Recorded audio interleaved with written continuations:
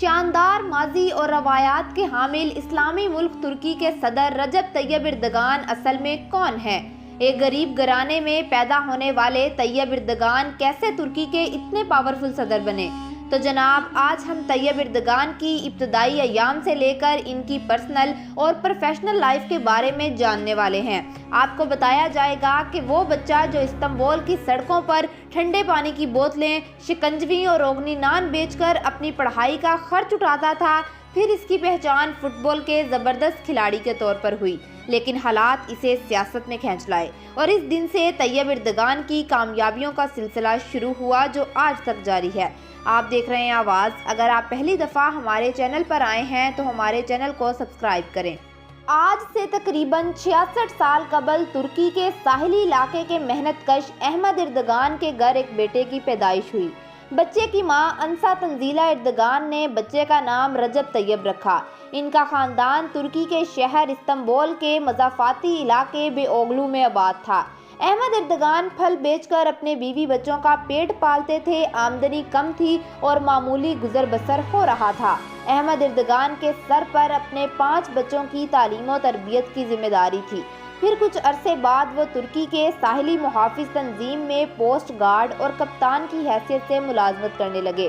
ابھی رجب Tayyip Erdogan کی عمر 12 سال تھی۔ ان کے والدین مستقل طور پر استنبول میں شفٹ ہو گئے۔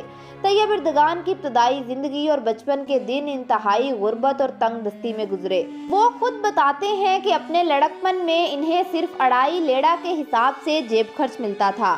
طیب اردگان 2.5 لیڑا سے پوسٹ کارڈ خرید کر اسے منافع پر بیچ دیتے اور حاصل ہونے والی رقم سے اپنا خرچ چلاتے۔ وہ گرمیوں میں بھی استنبول کی سڑکوں پر پھرتے اور راہ چلتی گاڑیوں والوں کو ٹھنڈے پانی کی بوتلیں اور لیموں والا پانی فروخت کیا کرتے، تو کبھی وہ ڈبل روٹی سے بنائی جانے والی چیزیں اور روغنی نان گلی گلی جا کر بیچتے، اور کمائی سے جو کچھ حاصل ہوتا طیب اردگان اسے اپنی فیملی پر خرچ کرتے اور اپنی کتابیں خریدتے۔ طیب اردگان ایک فورم پر تقریر کرتے ہوئے اپنے بچپن کے بارے میں کچھ یوں بتاتے ہیں: ہمارے گھر میں بعض اوقات سالن تیار نہیں ہوتا تھا اور ہم خربوزے سے نان روٹی کھاتے تھے۔ جب بچپن میں مدرسے پڑھنے جاتا تو ہمارے علاقے کے کئی لوگ مجھ سے کہا کرتے کہ بیٹا، کیوں اپنا مستقبل خراب کر رہے ہو؟ کیا تمہیں بڑے ہو کر مردے نہلانے ہیں؟ جاؤ کسی اچھے اسکول میں داخلہ لے لو اور اپنا مستقبل بناؤ۔ تب میں بڑے ادب سے ان کی بات سنتا اور مسکراتے ہوئے اپنی کتابیں بغل میں دبائے مدرسے کو چل پڑتا۔ میں قرآن مجید حفظ کر چکا تھا۔ میں نے استنبول کے اسی مدرسے سے 1973 تک میٹرک کی تعلیم مکمل کی۔ اس دوران میں نے اپنی عصری تعلیم بھی جاری رکھی۔ میں نے ترکی کی معروف یونیورسٹی میں ایڈمیشن لیا اور یہاں سے اکنامکس ایڈمنسٹریٹو سائنس میں ماسٹر کیا۔ جوانی میں طیب اردگان کو فٹ بال کا جنون سوار تھا اور وہ اپنے شہر کے بہترین کھلاڑیوں میں شمار ہوا کرتے تھے۔ طیب اردگان کا خواب تھا کہ وہ ترکی کی نیشنل ٹیم میں کھیلیں، لیکن ان کے والد کے منع کرنے پر طیب اردگان نے فٹ بال کو ہمیشہ کے لیے چھوڑ دیا۔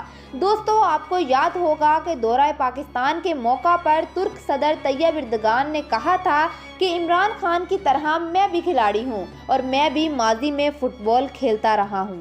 طیب اردگان شروع ہی سے سیاست میں دلچسپی رکھتے تھے۔ وہ گلی محلے کی سیاست میں داخل ہوئے اور پھر کارپوریشن لیول تک سیاست کرنے لگے۔ 1976 میں جب ان کی عمر 22 برس تھی تو وہ استنبول میں یوتھ پارٹی کے ہیڈ مقرر ہوئے۔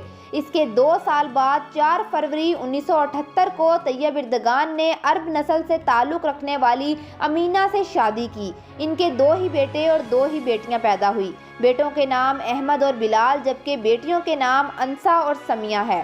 1984 میں طیب اردگان نجم الدین کی پارٹی کے ڈسٹرکٹ ہیڈ مقرر ہوئے اور اگلے سال 1985 میں انہیں ویلفیئر پارٹی استنبول ڈویژن کا سربراہ اور پارٹی کا سینٹرل ایگزیکٹو ممبر بنا دیا گیا۔ سیاست طیب اردگان کے لیے کوئی پھولوں کی سیج نہیں بلکہ کانٹوں کا راستہ تھا، جہاں قدم قدم پر انہیں مشکلات کا سامنا کرنا پڑتا۔ ان دنوں ترکی میں اسلام کا نام لینا اور اسلامی نظریے سے سیاست کرنا بہت مشکل تھا۔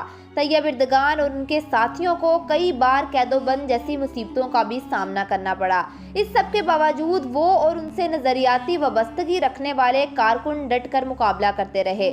سال 1994 میں استنبول شہر میں بلدیاتی انتخابات ہوئے، اسلام پسندوں کو اکثریت ملی اور طیب اردگان کو استنبول سٹی کا امیر بنا دیا گیا۔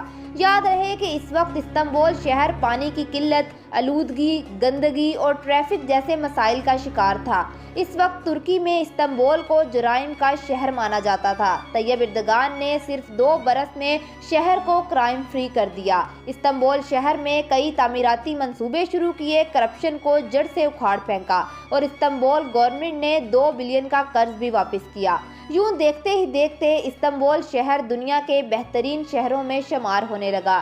یہ طیب اردگان اور اسلامی آئیڈیالوجی کی سیاست کرنے والوں کی ایک جیت تھی۔ لیکن اس وقت تک ترکی کی مرکزی حکومت پر دوسری جماعتیں برسر اقتدار تھی اور وہ رجب طیب اردگان کی مقبولیت سے پریشان تھی، کیونکہ طیب اردگان جیسا عوامی لیڈر مسلسل ان کے لیے خطرہ بن رہا تھا۔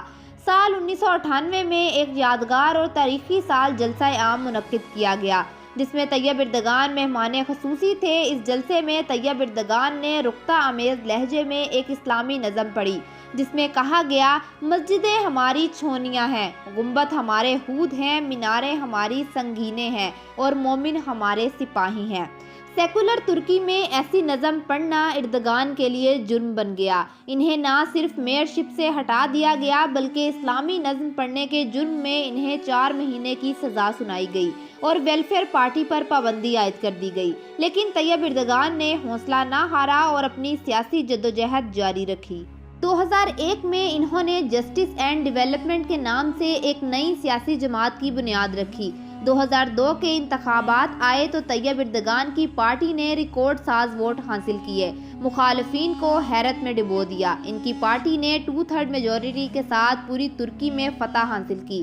اس وقت سے لے کر آج تک طیب اردگان کی پارٹی ترکی پر حکومت کر رہی ہے۔ 2002 میں رجب طیب اردگان نے بطور وزیر اعظم ترکی اپنے عہدے کا حلف اٹھایا اور یوں ترکی کی ترقی کے نئے سفر کا آغاز ہوا۔ اقتدار میں آنے کے بعد اردگان اور ان کی سیاسی جماعت نے مذہب پر آئی پابندیوں کا قانون معطل کر دیا، جس میں خواتین کے حجاب پر آئی پابندی بھی شامل تھی۔ یوں اسلام پسند لوگوں کے نزدیک طیب اردگان کا امیج ایک ہیرو کے طور پر ابھرا۔ بطور وزیر اعظم انہوں نے بہت سی مشکلات کا سامنا کیا، لیکن انہوں نے کبھی بھی ہمت نہیں ہاری اور ایک عظیم لیڈر بن کر دکھایا، جس کی مثال آج پوری دنیا دیتی ہے۔ اگر آپ کو ہماری یہ ویڈیو پسند آئی ہو تو ہماری ویڈیو کو لائک کریں اور ہمارے چینل کو سبسکرائب کریں۔ اللہ حافظ۔